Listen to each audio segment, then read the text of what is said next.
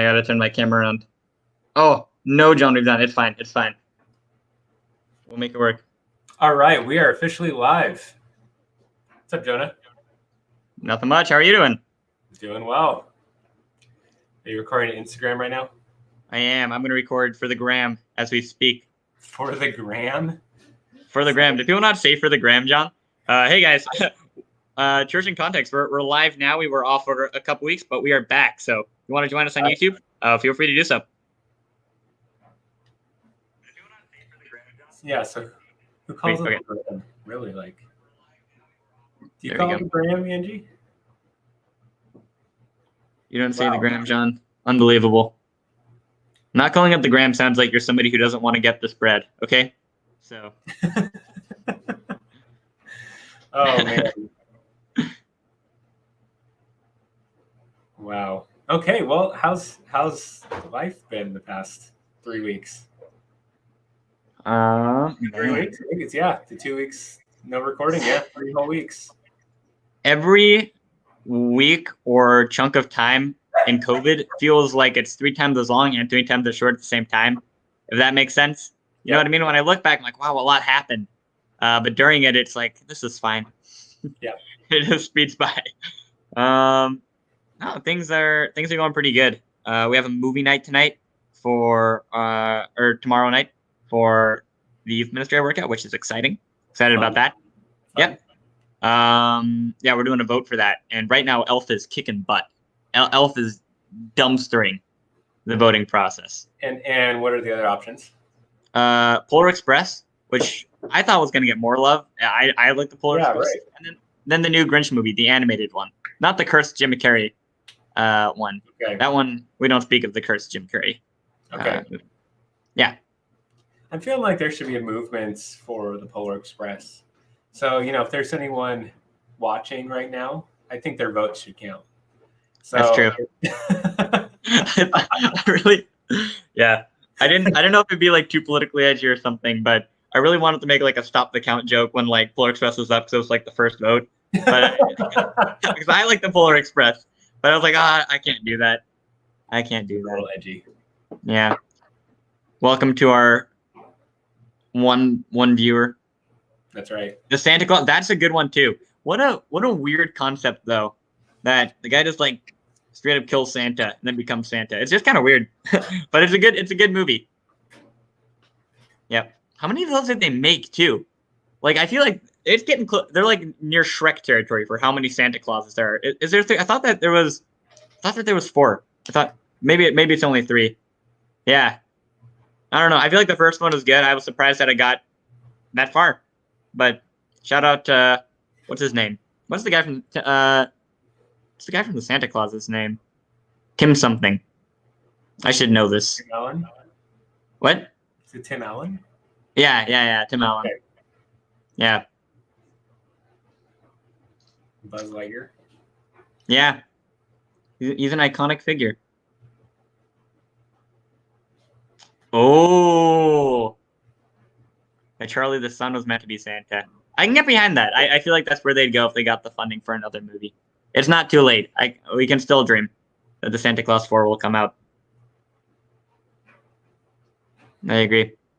Actually, this podcast is now a podcast where we discuss the Santa Claus series fan theories.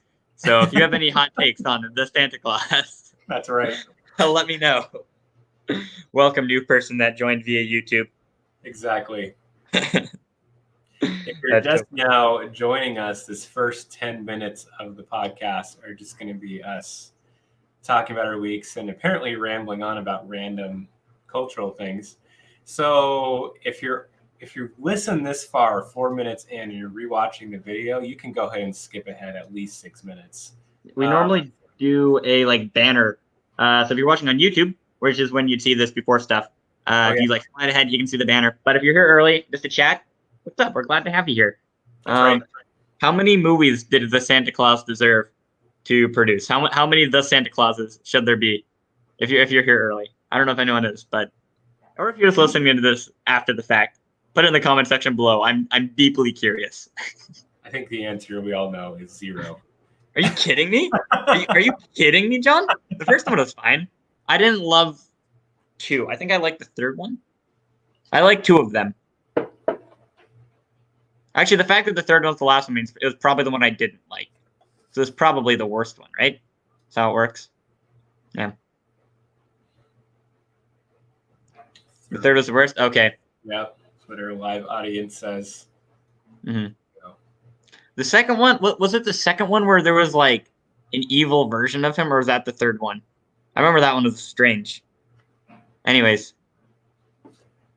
Yeah, the Santa Claus. Strange concept. No kidding. That's the second. Okay, yeah, that one I didn't like as much. I think I like the third one better. I think that was the one with like the love triangle or like love interest starting. I think. I don't know. My memory's foggy. Anyway, that's a good movie. Shout out to Tim Allen. No idea what he's doing now, but I hope he's doing well. What's up, new viewer? What? Toy Story sequels. Exactly. Yep. Mm-hmm. Sweet. You know, Santa and weird origins. We'll be talking about that today. True. Oh, second introduces Mrs. Claus. Okay. Yeah. Feels if people are on YouTube, they can't see the other comments.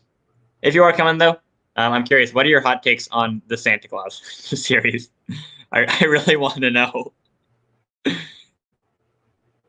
I feel like three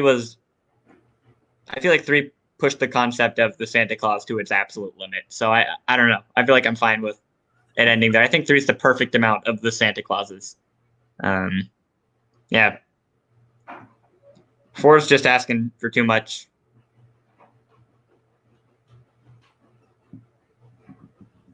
Sweet. Also, John, I'm on this side, so I'm curious. So you're also like a host, right? I wonder if we can reorder ourselves. We probably can. Not that we need to. I just. Oh, hang on. Here we go. Whoa. Oh, look at that! Wow, that was nifty. Actually, I look pretty clean. I'm also a huge fan of John. I'm not sure who Jake Hill is. He's a big fan of you. Apparently. Thanks, Jake. Jake, I don't want to. John's response there, though, shows me that you're a bigger fan of him than he is of you. I'm sorry, Jake. It hurt watching that a little bit. I wonder if Jake is going under a different name. Probably. Yeah. I'm just kidding, Jake. Welcome. Glad to have you here, whoever you are. If you're a fan of John, though, we can agree on something. We're both John fans. Any fans of Jonah in the chat right now? Jonah fans? My mom's here, so just kidding. Just kidding. My little brother watches the podcast later, so. Okay. All right. There we go. Via Facebook, I'm all right. Jake. I'll take it. There we go.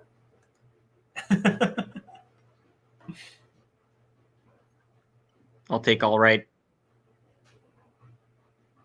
Okay. You're right. That's what hurt. Is that you're not wrong. You just go there? Did you and I go at the same time? Can't tell if you're an Alias person. If you're. Oh, I know who. Okay. Yeah. Okay, Caleb.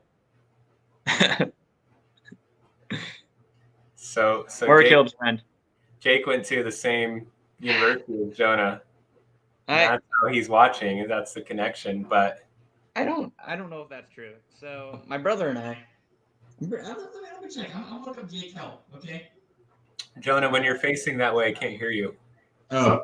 I'm gonna look up Jake Hill. So I think that's my younger brother because so I spent 4 years out of college, right? I feel like I did a fair amount of my time there, right? I was on their poster, like the promotional materials. I had dinner with the president like a number of times.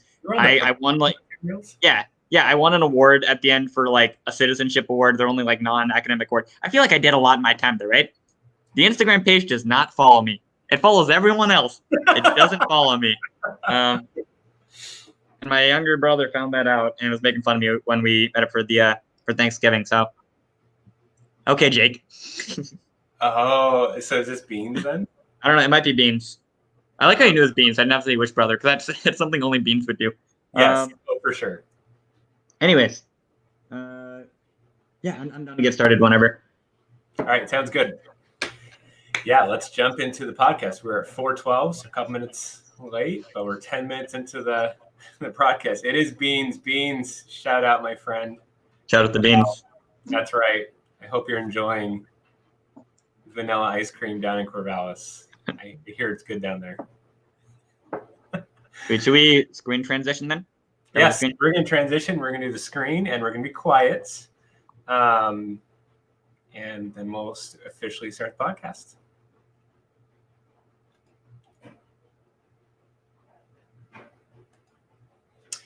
All right. Welcome to episode 7 of the Church in Context podcast. My name's John. I'm here with my co-host, Jonah. Jonah, how are you doing this week? Doing dandy. John, it's the most wonderful time of the year. Yes, it is. I just can't stop thinking about it. I think we should talk about that today. That's true. Hey, that's a good topic. Yeah, let's roll with it. All right, I think that could work. Okay. Talk about Good. The holidays today. This is we are coming back after a couple week break. In the history of Church in Context podcast, it's actually the longest break we've ever had. Yeah. So we are, with our deep, long history, we actually took 2 whole weeks off. So we are back. We are rolling. We're thinking about the holidays and what that means. And before we kind of transition, want to talk about our sponsor before we forget, Student Connection. So we're being featured on their YouTube channel, their website, and they are a Portland area missions conference specifically for students aged 10 to 20. I think that's the range. And they're pivoting to offer more online content, and we're part of that network. So thanks to Student Connection for helping get us off the ground here with Church in Context. Yeah, the last couple of weeks made me appreciate Student Connection a lot more, because when I was on, a bit of a break, I didn't do anything. I didn't help anyone. I wasn't empowering other people. But Student Connection, since the event has gotten pushed back a year, has moved a lot of resources into helping out people like John and I who are just trying to get our resources there for churches. They've done a really good job of investing in a lot of projects and doing a ton this year, which I think is super rad. So big shout out to Student Connection. They're seriously awesome people. Yeah. Well, with that said, let's talk about our first segment. I still need to think of a good name for this, but basically we're talking about funny or strange news, and we got a couple of good weeks to pull from. Jonah, do you have anything that sticks out to you that is kind of funny from the news cycle? It's strange, John. This is a very weird. I've read a fair amount of weird news, like story article titles this year, partly for this, also because the news is weird this year. But this news article I'm reading it's titled "Amid Pandemic, Orders Soar for Brazil Robot That Feeds Pigs Playing Classical Music." Now, after reading through it like several times, the robot plays classical music. It's not feeding pigs that are playing classical music. The robot plays classical music as it feeds the pigs. And apparently orders have soared by like 400% for this random robot that feeds pigs. Why? I don't know if we'll ever know. But it's really blowing up. It's becoming the next big thing. It's weird because so many industries are dying this year, but not classical music playing pig feeding robots. That's booming. If you're looking for a place to invest right now, that's where to be. If you look at, there's always this fear of technology replacing jobs, and that's going to be the future. First, it's pigs in Brazil, and next, it's going to be your local fast food place that's serving up your favorite fast food. I don't know what else it could be. I mean, they're playing classical music, they're giving you food. It could just be like replacement for friends at home. Like, surely this robot cannot carry COVID, so it's a fantastic COVID-friendly friend replacement. It's true. I like it. Yeah. I feel really bad for the 3 people who are playing classical music while feeding pigs for their job description, because they've got it coming. They do. Watch out. Yep. It's time to update the resume.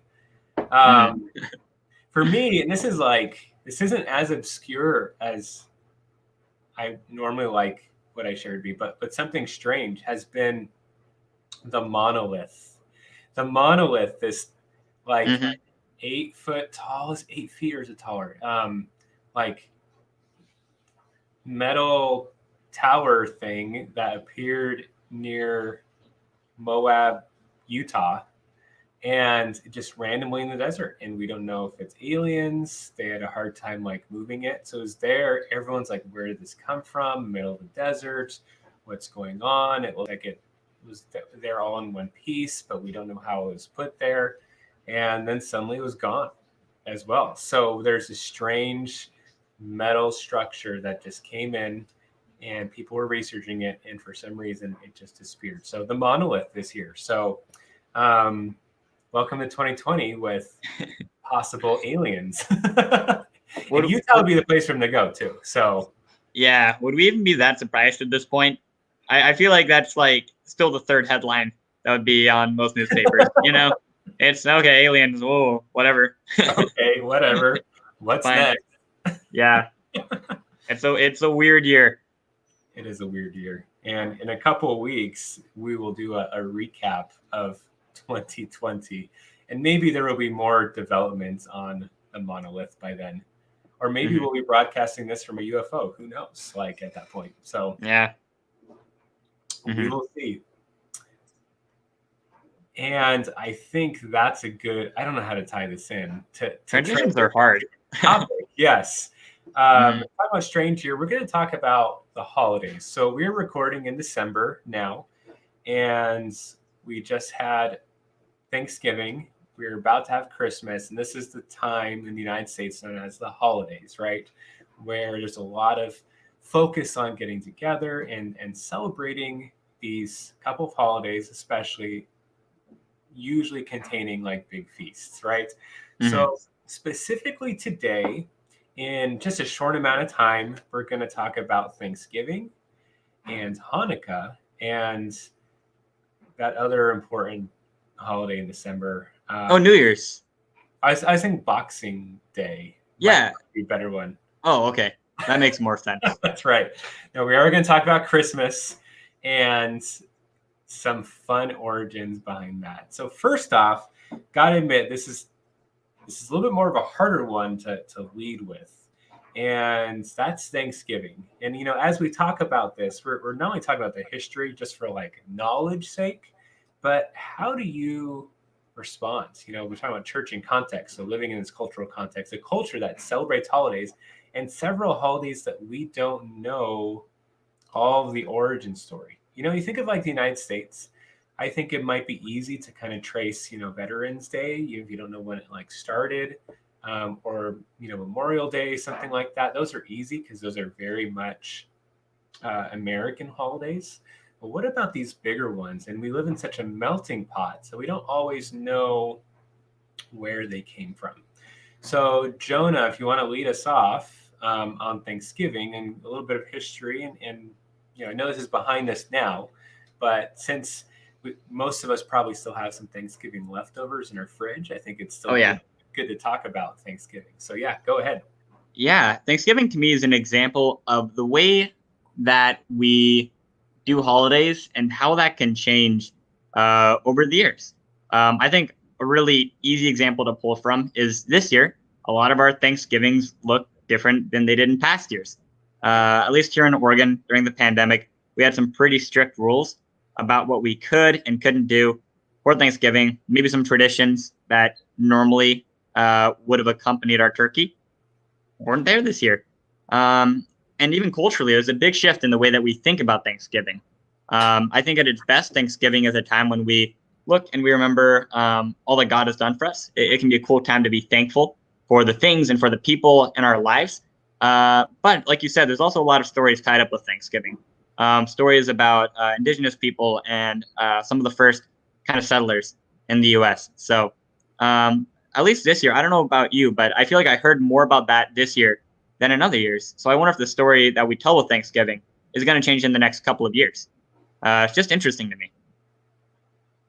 Yeah, I agree. Yeah, with different movements happening this year, there's definitely a more sensitivity to how we see things. And Thanksgiving has definitely transformed over the years.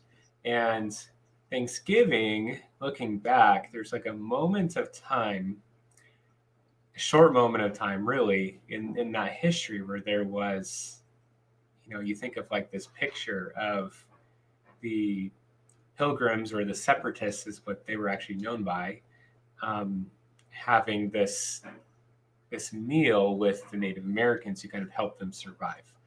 But what's bringing this into a bigger controversy as we're remembering it is, just the greater picture of what has happened to Native Americans as a result.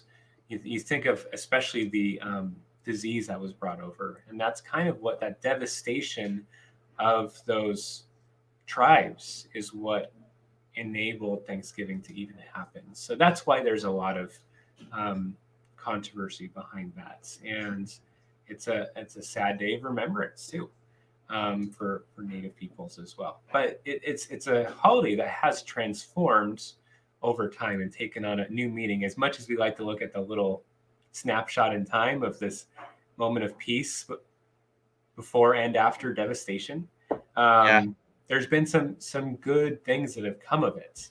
Do you know any of the other history of Thanksgiving? Well, as somebody that has spent some time up in the Great White North, there's a big controversy about when Thanksgiving should be. For those who don't know, I went to college in Canada for a couple of years, and in Canada, they celebrate Thanksgiving much earlier in the year, in October normally. But Thanksgiving was started. I was looking, there's kind of a controversy on the dates. It became a paid holiday under Ulysses S. Grant, actually, in 1885. But it was first kind of seen as a day of remembrance in 1779, or a day of celebration for Thanksgiving in 1779. So it's been around for a long time, despite the fact that Canada has tried to hijack it. It is a fairly like American holiday. As far as I know, it's not really celebrated as specifically elsewhere in the year. I know that other nations have days of thanks, but Thanksgiving is kind of like an Americanized thing, which is, I think, part of the reason why we often tell it next to stories of America's founding. It just kind of makes sense. Yeah. Yeah, and just thinking back to, just kind of to fill that in, you had before it was, before the United States was a nation, you had the Puritans. I love the fact that they celebrate a version of Thanksgiving that was connected to the original Separatists, and they treated Thanksgiving as a time of fasting as a way to remember. So it's just the opposite of like, do you think of Thanksgiving Day? It's all about the feast, right? But it was a time of fasting and remembrance. And I think it's a really cool story that Abraham Lincoln, you mentioned Ulysses S. Grant, making it official, but Abraham Lincoln kind of brought that again to the forefront as a way to unify the nation in Thanksgiving a couple years after the Gettysburg Address. So just, it has its controversy for sure. But once again, there's a certain way to apply it. And for those of you, and I know some who are convicted about even celebrating it because of that history, that's fine. Make sure Thanksgiving is a daily practice in your life. I would say that's kind of the big takeaways. We're looking at church in context, right? So, and for those of you who celebrate it, remember the whole story and remember that the good things that can unify people about giving thanks. Yeah. Our next holiday is Hanukkah. Hanukkah, I am not going to speak a lot about Hanukkah because I am not Jewish and I've never actually really formally celebrated Hanukkah. Hanukkah is typically the days leading up to Christmas. You'll see it on a usual calendar. And Hanukkah intrigues me because it's actually found, the story of it, or parts of the story of it at least, are found in extra biblical texts called the Apocrypha. So there's a couple of books called, I think it's 1st and 2nd Maccabees. Does that sound right, Jonah? Yeah. Okay, so not part of the canon of the Old Testament, but it's in this limbo time. So you have the Old Testament history ending with Ezra, Nehemiah, even like Malachi kind of being like really the final text. And you have this in-between time before Jesus comes as we celebrate, this idea of Christmas and Jesus coming. But there's this 300 to 400 year span where there isn't scripture recorded. And Maccabees records some of that history. So we don't typically view it, some Christian denominations will view it as inspired, but most don't.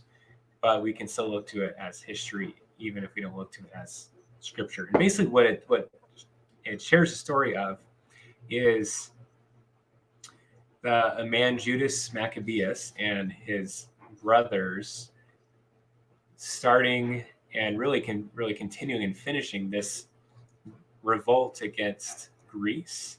Greece had come into Jerusalem and had defiled their temple. And you see this pattern if you look at the Old Testaments. You see Babylon come in and kind of do the same thing, defile the temple, loot the temple, all that kind of stuff. And then you see Persia, when they take over for Babylon, they rebuild the temple under Ezra. They rebuild under Joshua in the book of Ezra. They rebuild the walls under Nehemiah, right? So Persia seeks cultural independence, and Greece is trying to take that over again. So there's this revolt because they actually put a statue of Zeus in the temple, which was a vile thing to do, and they revolted and took back their identity. And part of what happened after that victory was the lighting of that candle, right? So the candle with the 9 arms to it, and they only had enough oil to light the candle for one night, but the oil did not run dry until they were finished with their Thanksgiving, right, over their victory. So that, in short, is Hanukkah. There's a few other traditions behind that, but it's another story of Jewish deliverance, and you see that with Passover. You see this in the book of Esther with Purim, and there's just all these different stories of how God has delivered his people, including in Maccabees. So it through Hanukkah.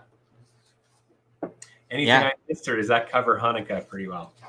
Yeah, no, I think that you're on to some really good points there. And one thing I found really interesting about holidays in general, Hanukkah included, one is how serious some people took them back in ancient times. For example, Athanasius, I believe it is, early church father, one of the more significant figures in kind of explaining who Jesus is and how he's God and man. A really big name in the early church. I believe that it was him. He wrote a really important letter in which he lays out some of the books that he thinks should be seen as scripture. And the reason that people read that letter, the reason that he put that in there, was because the title of the letter, the purpose of it, was to say when Christmas was that year. And when holidays were celebrated was a really, really big topic back in the early church. And I think part of the reason is because holidays are a significant thing. I think that they serve a purpose kind of similar to a lot of scripture. Why do we celebrate Christmas? It's maybe a similar reason to why Moses writes down the events of the book of Exodus, because it shows that God is awesome. It's there to remind us in hard times that we worship a God who's big, who's powerful. Maybe for Moses' context, it was to show people that came after him that the God he worshipped was bigger than the gods of Egypt, that the God he worshipped had a certain way he wanted his people to live. He had a standard for his people to live up to through the law, and the God he worshipped loved them enough to dwell with them, as we see at the end of Exodus, when God comes and indwells the tabernacle. He wants to be with them too, that God that he spent the entire book talking about. So I think holidays are a really cool thing, and Hanukkah serves as a cool example of a time when people in Israel can look back and say, God was with us in this tough time. We were able to overcome this. What can we overcome in our future? So I think holidays in general, are just an interesting thing. And seeing the stories behind them, sometimes it's the point of holidays, looking back on those stories. That's good. They're a very important piece of culture, right? And as we think about how we are the church and culture, knowing about different holidays and their roots is important. So if we think about Hanukkah this year, just remember that story of celebration for God's people. And you mentioned controversy over dates. So let's transition to our final holiday that we'll talk about, Christmas.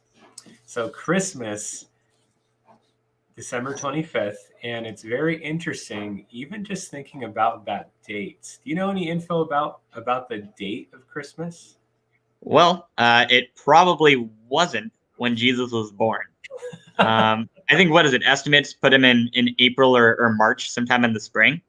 But John, why do we celebrate Jesus being born in December if he was born in April or March? That doesn't make any sense. And yeah, that exactly. That is so true. You think of that. You think of the classic story of shepherds watching over their flocks by night. And that would have been really cold to do on True. December 25th, right?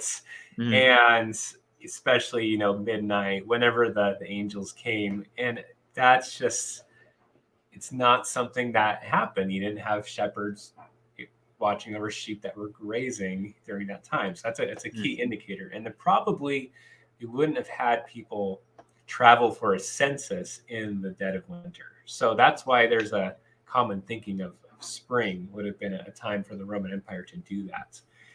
The timing of Christmas comes from 4th century Rome, when Rome was a Christian state, and there was a combination of different cultures. And Christmas actually has to do more with the winter solstice tradition. And it kind of stuck. We had people celebrating this winter solstice from kind of Northern Europe in the Roman Empire. And you also had this idea of hope. So with winter solstice, which is actually the December 21st or 22nd, I think it's the 21st. 21st, yeah. So with that, you start to have, it's the darkest time of the year. And you begin to have the days start to become longer and longer and longer. So there's this, the light came into the darkness, as we look at in John chapter 1. So there's even this picture of the light has come in the darkest time in human history. And now we have this hope, right? We have the thrill of hope. So with that said, it's definitely not an accurate representation of Jesus' birthday, but it's something we can remember as to having hope. And in the dead of winter, when we needed him most, at the right time, Jesus came. So that's kind of a good connection as far as the timing why. This might be offensive to some, but the winter solstice is primarily like a pagan kind of tradition. So it's good to kind of know that as well. I'm not saying to stop celebrating Christmas, but kind of be aware of that as you're doing so. Cool. Well, there's a lot of other fun facts we can talk about Christmas. Do you have any you want to start with? This is easily my favorite Christmas fact. Okay. In fact, before we started recording, I started telling the story to John, and John's like, "You told the story every winter," because I love this. Yes. But we talked a bit earlier. I brought up Athanasius, right? Athanasius was somebody involved in this really big council called Nicaea. Basically, they were wondering, is Jesus really God? How is he God? What does that actually mean for him to be God? And it was a question where a lot of foundational theology got laid out, right? And that's not the only thing that got laid out. So Saint Nicholas is a saint who's actually present there. Santa, Saint Nicholas, was the real historical figure Santa is kind of based off of. At least one of them was at this council. He went up to this heretic named Arius and he punched him in the face. And that's one of his big contributions to Nicaea, is that he didn't deck the halls, but he sure decked the heretics. So yeah, that, if that doesn't make Santa cooler, I know that there's controversy about Santa, right? Oh, is Santa stealing Christmas from Jesus? But I don't know. If he's punching heretics in the face, he's still somebody that I have some respect for, Deck the heretics. That's if there's one takeaway from today, it is deck the heretics. If there's someone who's spewing heresy, be sure to WWND, Oh, Nick do. Right. Yeah. Nick do. Well, since you brought up St. Nicholas, Santa Claus is kind of like If you've ever, I've heard these before. Like if you've ever wanted to combine the best attributes of your favorite superheroes, like I want them to have the invincibility of Superman and the gadgets of Batman and the strength of the Hulk, or maybe your ideal quarterback, you want to have the will of Tom Brady and the arm of Aaron Rodgers and the brain of Peyton Manning and all that kind of stuff. Okay, there's some pushback in your face. You could have just said Patrick Mahomes, and that would have. Anyways, all right, that's my 2 cents football take. With that said, Santa Claus is kind of a combination like that. Maybe not like a super version combination, but he's a combination of different cultures coming together. So you have Saint Nicholas, right, from Christianity. And there's a story that might be mythology, I'm not sure, but there's this idea of poor families hanging out stockings to dry and him putting gold or money in those stockings, right? So that's kind of where Saint Nicholas comes from, that name. You also have from Slavic mythology, so think of like Serbia, Romania, I think, you have Kris Kringle. That's the name of a similar person. So why is he also called Kris Kringle? Because there's a combination of names. You have from the British Isles, you have folklore of Father Christmas, who would bring treats for poor children. So there's this idea of Santa coming, right, and coming to children and giving them gifts. Germany, the equivalent would have been Odin, which was, I believe, a god in Norse mythology, or is it Greek mythology? I'm not sure. I think it's Norse, but yeah. Huh. That's where it gets the beard from, right? Yeah, so the beard, the beard comes from Odin, okay? Huh. From Finland, you have the idea of Santa flying around with, like, flying, like in a sleigh.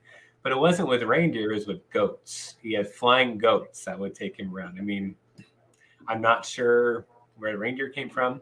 He also had elves in Finnish mythology that would help farmers at night. They would do chores for the farmers. That's kind of where the elves come from. Weird. I can keep going.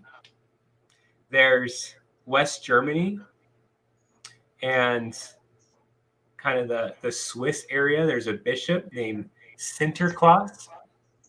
So you have Sinterklaas, Saint Nicholas, you have Kris Kringle, and in Russia you have Grandfather Frost, Frost, and then finally he was eventually put in the North Pole because children who were sad, there's a fear that they might run away, and the North Pole would be a place that no child could go to. So his place was kind of anonymous for that reason, the North Pole. Which I think, fun fact, if you look at the true North Pole, I think that would make Santa actually a Canadian citizen. Is that right? Really? Hey, let's go. Let's go, Canada. That's right. Shout out to any Canadian citizens listening to this. Finally, there's the grand nation that contributed to Santa called the United States, and they contributed Santa's red attire because of branding from Coca-Cola. Good job, US. So that's why Santa wears red. Well, it's weird. It's weird that we just assume so much of that makes sense together, right? Like we're like, of course he just flies around on a sleigh powered by flying reindeer. How else would he get around? It's cool seeing that comes from somewhere. And like I said, I think it's important to know where our holidays come from. Yeah. and like, why is he called Santa Claus and Saint Nicholas and Kris Kringle? It's like, what's with all the different names? So Chris, or is he Nicholas? I don't know. Yeah. Is he Kringle or is he Claus? Just all these different things. So that's Santa for you. Yeah. Well, any other thoughts on Christmas? Yeah, I guess one thing that's important to keep in mind as we go into this Christmas season is just, one, remembering when you celebrate holidays, kind of where they come from, what their origins are, and trying to take the best out of every holiday that you possibly can, right? So, some holidays that we've had recently, like Thanksgiving, there's a lot of controversy about it, but there's something good in there you can draw out. Remember the things that are hard. Don't ignore them. Don't look away from them. But at the same time, when you celebrate it, try to celebrate the things that are positive that you can. And don't get caught up in things that aren't central to the point with things like Christmas as well. Santa's gone through some changes. Holidays this year might look different. The world's going through changes right now. So keep an eye on things that are central, things that can't change. And that's the coming of Christ into the world. I agree. And we will talk about this and expand on the topic of Christmas next week. We're going to talk about the war on Christmas, right? And I think this episode is a good foundation for that, for knowing that a lot of what we do at Christmas, and I can get into a lot of different things from Yuletide being like Norse mythology, and then the Christmas tree being supposed to be a magical, never dying tree, all these different things, right? But there's a lot of practices we celebrate that aren't necessarily Christian. I don't remember Christmas being written about like in the book of Romans or something like that. So we just, maybe I'm missing it, but we need to be cautious of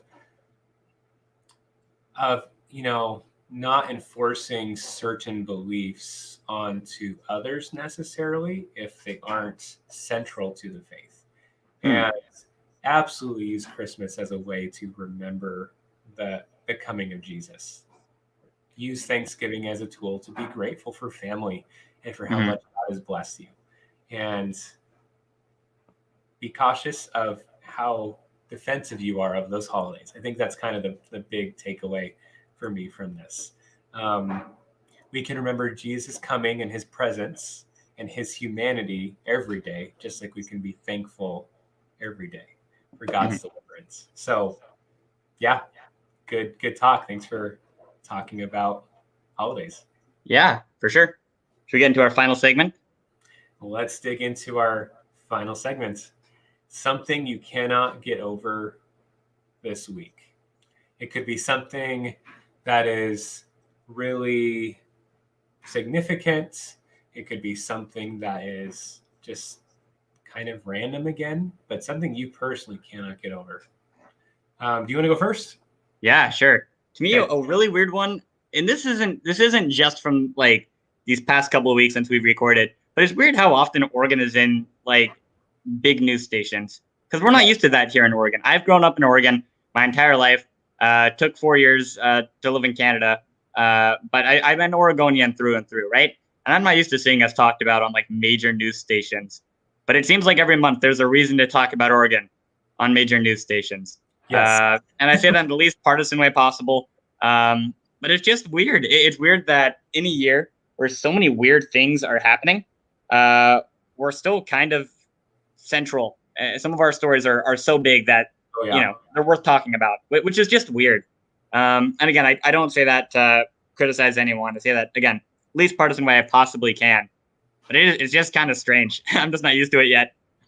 Yeah, I have a lot of family that lives out of state, and it's so funny talking on the phone, like asking, "Are you okay? Like, are you safe right now?" Like, as if I like live in a war zone or something. And I had a friend who moved from California to Idaho, and he drove through the Portland area where I live, and came to my house and was like surprised that like the neighborhood wasn't on fire like perpetually or something like that. So it's just funny how different angles can be taken, right? And how Oregon is definitely in the news for and even though people in Oregon disagree on everything, we can all agree that, I don't know, I feel like everybody looks at certain news stations and would say that doesn't represent me. Maybe it's a different news station for different people. But the way that we're talked about on like the national scale, nobody's going to agree with every story that's told about Oregon, which is, it's just weird being there. Like, is Florida really that bad now that I've lived through that news cycle? Are Floridans really that dumb? Or maybe it's just a weird part of the news cycle. I don't know. Maybe so. Maybe we need to take a trip to Florida. I know for me, this is kind of a funny one. But there's been a lot of like just with the major sports, there's been a lot of issues with COVID-19 and how they're approaching that. You know, the NBA did a bubble for their playoffs, for example. My favorite team is the Denver Broncos. And this past week, because one of the quarterbacks was diagnosed with COVID-19, all the quarterbacks remained ineligible to play. So they called up a player from the practice squad who played quarterback as a freshman in college like 4 years ago, and had him start at quarterback against one of the better defenses in the league. And he completed one pass. 13 yards, right? Yeah. And I'm just like, yep, props to that guy. My favorite part of the story was coming out later was that one of the strength coaches or the quality coaches, like he was legit ready to play, and the commissioner let him play, but he was going to be like probably the oldest starting quarterback, and he was ready. Is he older than 43? That's how old Brady is, right? Yeah, there's some old quarterbacks, man. You're right. Yeah, that's crazy though. That's so funny. Yeah, what a weird story. Weird year. Well, thank you for coming on once again. Thank you for just engaging. It's always good chatting with you, and good talking about the holidays. Looking forward to next week, talking about the war on Christmas. If you're listening to this after, we actually record these episodes live, and probably no surprise to you, there's very minimal editing done to the episodes. So if you want to join us live, you can find us on YouTube. You can like us on Facebook. And we're there. The full episodes are there live, and you can engage with us before the podcast, and then you can follow up with questions after the podcast. So would love to have you join in for our Q&A. So Jonah, thanks again for joining me, and we will see you all next week.